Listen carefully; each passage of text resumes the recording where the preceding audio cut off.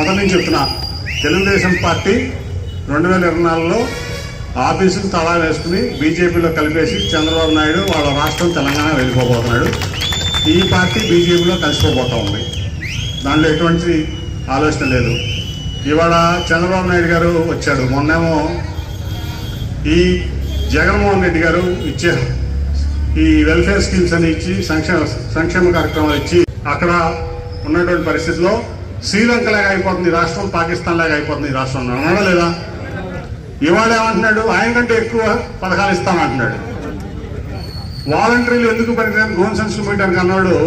ఇవాళ వాలంటీర్ వ్యవస్థ బ్రహ్మాండంగా ఉంది, 10,000 ఇస్తానంటున్నాడు.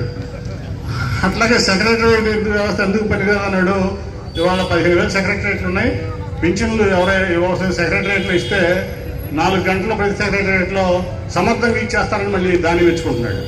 అంటే నిన్న ఒక మాట, ఇవాళ ఒక మాట, రేపు ఒక మాట. ఇవాళ ఏమంటున్నాడు, నిన్న ఏమన్నాడు, 650 హామీలు ఇచ్చాడు 2014లో. ఒక్క హామీ నెరవేర్చాడా? జగన్మోహన్ రెడ్డి గారు ఇచ్చిన ప్రతి హామీ నెరవేర్చాడు కదా.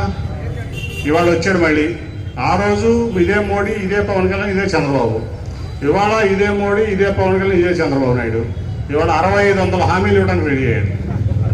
ఎట్టగొట్ట అధికారంలోకి వచ్చేంత తపంతో పనిచేస్తున్నాడు. దానికి బీజేపీ వాళ్ళు కూడా ఇతను నమ్మకూడదని చెప్పి ఆ మేనిఫెస్టోలో మేము ఉండవు, మేము భాగస్వామ్యాన్ని బయటకు వచ్చారు. మీరు కూడా తెలుసు కదా మీకు. అంటే నీ కూటమిలో ఒక భాగస్వామి నిన్ను నమ్మట్లా, ఇంకా ప్రజల్లో నమ్ముతారు ఈ చంద్రబాబు నాయుడిని. కాబట్టి ఇవన్నీ కూడా ప్రజల్లోకి తీసుకెళ్లి భారీ మెజార్టీతో మన ఎమ్మెల్యే గారిని గెలిపించుకోవాలి. మీరందరూ ముందు పెట్టాడు ఆయన. అది తెలియదు ఈ తెలుగుదేశం మీడియాకి కానీ, తెలుగుదేశం చంద్రబాబు నాయుడు కానీ, ఇక్కడ ఉన్న ఎమ్మెల్యేకి కానీ, పాత మాజీ మంత్రికి కానీ.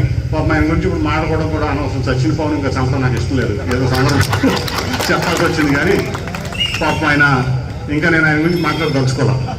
ఈ నందిగంలో మాట్లాడాను కాబట్టి ఆయన ఏం చేయలేదని మాట్లాడాను తప్ప, ఆయన ఆల్రెడీ పాపం చచ్చిపోయిన పాము. ఆయన ఇంకా కొట్టి మనం ఏం చంపుతాం.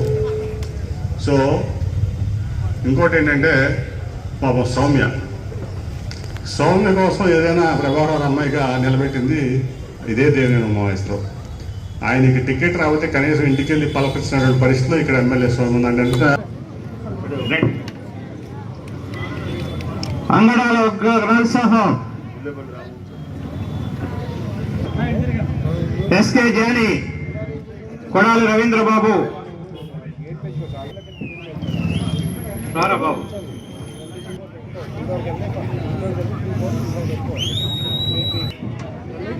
Nagaraju, D Koteswararao, Vadlamudi Dasari Srinivasarao, Dasari YSR Congress Party, YSR Congress party,